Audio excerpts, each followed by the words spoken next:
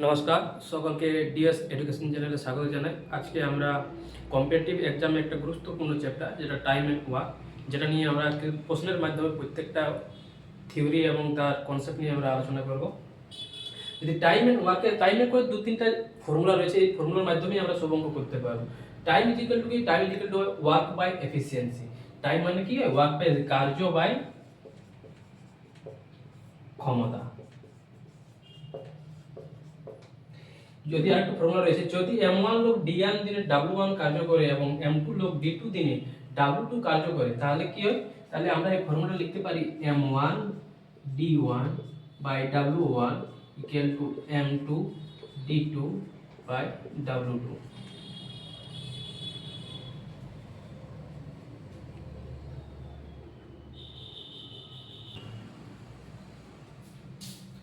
আমাদের প্রথম প্রশ্নে বলা রয়েছে 20 জন লোক 10 দিনে 10টি শাড়ি বুনতে পারে এবং 10 জন লোক 10 দিনে 10টি শাড়ি বুনতে পারে এবং 20 জন লোক 20 দিনে কটি শাড়ি বুনতে পারে।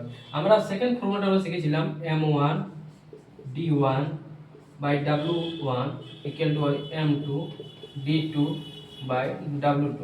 তাহলে যদি আমি বলি m1 এখানে কত? m1 রয়েছে আমার m1 এখানে রয়েছে 10 জন, m d1 কত রয়েছে? d1 রয়েছে আমার 10 ও কটি শাড়ি রয়েছে? w1 রয়েছে 10টি শাড়ি। এখানে m2 আমার 20 জন লোক, m2 রয়েছে 20 দিনে d2 রয়েছে আমার 20, w2 কতগুলি শাড়ি বুনতে হবে? w2 এর ভ্যালু আমাকে বাইর করতে হবে। তাহলে যদি আমি এখানে ফর্মুলায় পুট করি, আমি m1 এর ভ্যালু রয়েছে 10, d1 এর ভ্যালু রয়েছে 10, w1 এর ভ্যালু রয়েছে 10, m2 ভ্যালু রয়েছে 20, d2 এর ভ্যালু রয়েছে 20 বাই w2 এর ভ্যালু আমার জানা নেই। তাহলে এখান থেকে আমি w2 এর ভ্যালু বার করতে পারি। তাহলে যদি দুটো শূন্য চলে যাচ্ছে, w2 এর ভ্যালু আসছে 2 দুগুণ 4 * 10 40। মানে এখানে বলা যায় উত্তর কত আসছে? কটি শাড়ি বুনতে পারে? 40টি শাড়ি বুনতে পারবে।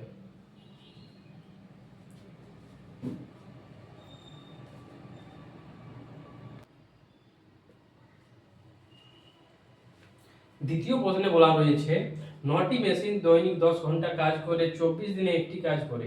12টি মেশিন দৈনিক 12 ঘন্টা কাজ করলে কত দিনে কাজটি শেষ হবে?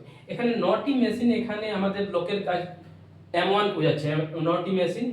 তাহলে যদি আমি বলি এখানে m1 এর ভ্যালু রয়েছে 9, এখানে h1 এর ভ্যালু রয়েছে আমার 10, d1 এর ভ্যালু রয়েছে আমার 24, এখানে m2 এর ভ্যালু রয়েছে 12,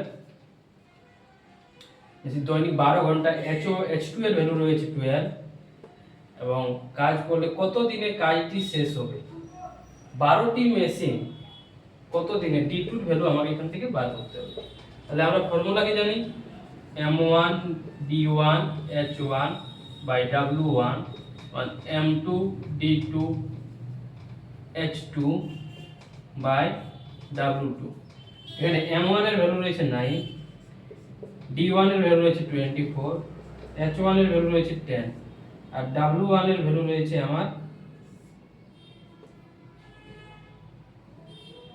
w1 এর এখানে দরকার নেই, কারণ আমাকে বার করতে হবে d2। তাহলে m1 d1 h1 w2 এর ভ্যালু এখানে দেওয়া নেই। তাহলে 9 * 24 * 10 = m2 এর ভ্যালু রয়েছে 12 * 12, d2 এর ভ্যালুটা আমাকে দিয়ে বার করতে হবে। তাহলে 12 × 24,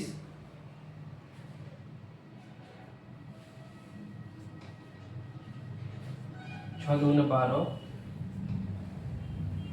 3 × 9, মানে d2 এর ভ্যালু আসছে 15টি। 15 দিনে কাজটি শেষ হবে।